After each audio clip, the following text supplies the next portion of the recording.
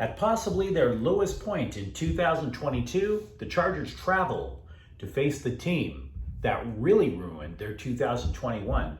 Hi, I'm James the Faithful Angelino Sports with your Week 4 Chargers preview. And if you enjoy the content, don't forget to subscribe to the channel. We talk LA sports. We definitely talk Chargers football here. Now, I mentioned the whole thing about 2021. I'm normally not big on history lessons because they tend not to tell us a lot. Players change, coaches change. But in this case, losing to the Houston Texans last year does matter.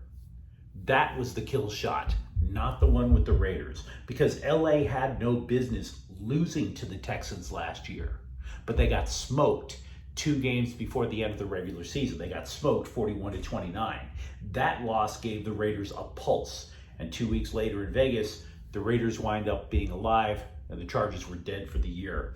Now, if you fast forward to today, the Texans are still a bad football team. They are 0-2-1. They have yet to score more than 20 points in a game. As for the Chargers, it might be a stretch to say that their season is on the line, but you can't help but look. You look at the injuries on the roster, the difficulty they had scoring points, whether they were healthy at the beginning of the year or not, and the fact that if they lose in Houston on Sunday, they're going to be 1-3. So it does feel like their season is on the line. And the players recognize that. They had a players-only meeting after the loss to Jacksonville on Sunday, I should say. So what I want to do today is examine the LA offense and what it has to do in order to win this game. Because I do not believe for a moment that the Houston Texans are going to score another 41 points. Not this time. No. And on top of that, like I said, they haven't crossed 20 points this year. So consistently, this offense does not score over in Houston. The Texans thought they had discovered a quarterback in Davis Mills. That doesn't appear to be true. They want to run the football, but Donovan Pierce is dealing with an injury. Their best wide receiver, Brandon Cooks, who is literally the definition of a journeyman player. So this is not an offense that you imagine is going to score a lot on LA. Therefore, that means the question is, do you believe the Chargers can finally score more than 24 points? Because they should have, but they haven't yet this year. That's a tough question to answer right now. See, we already know Keenan Allen hasn't played since the first half of week 1, and that was a huge loss. We also know that the left tackle right now is going to be manned by a 6th-round rookie draft pick instead of last year's Pro Bowler, and their quarterback can't breathe. He can't breathe. Justin Herbert has fractured rib cartilage. He has trouble breathing, and they're putting him out there. So the Chargers, in my opinion, when you look at all that stuff, they have to adjust. And fortunately, they have options if they choose to not be stubborn and make that adjustment. Because I believe they are a stubborn football team under Brandon Staley. I think that they're so enslaved to analytics sometimes that they don't look at the obvious. The first thing I would want them to do is to commit to the run.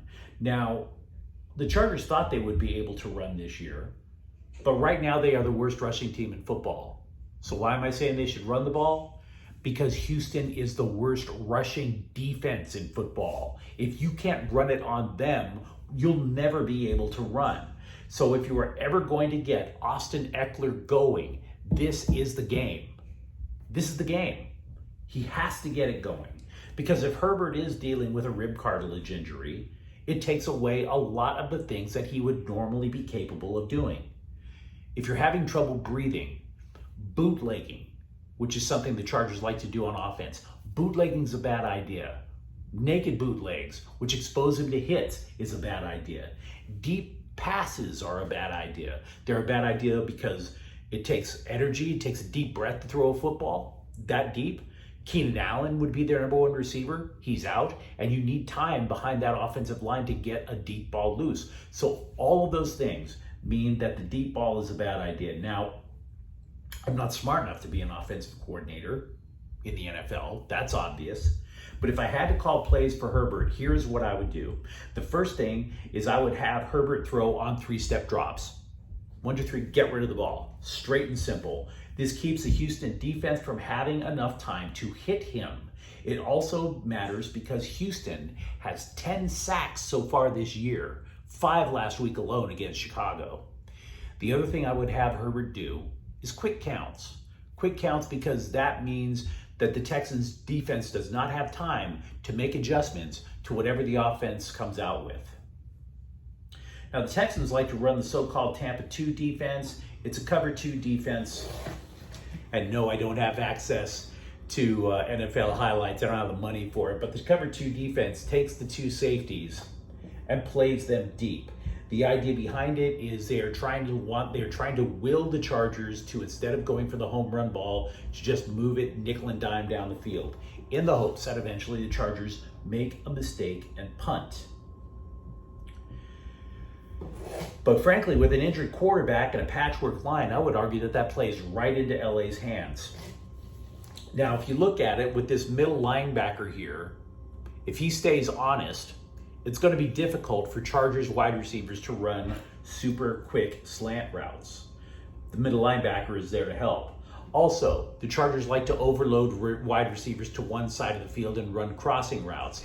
That doesn't help a whole hell of a lot. Again, they're taking away the big play. The safeties theoretically could creep up.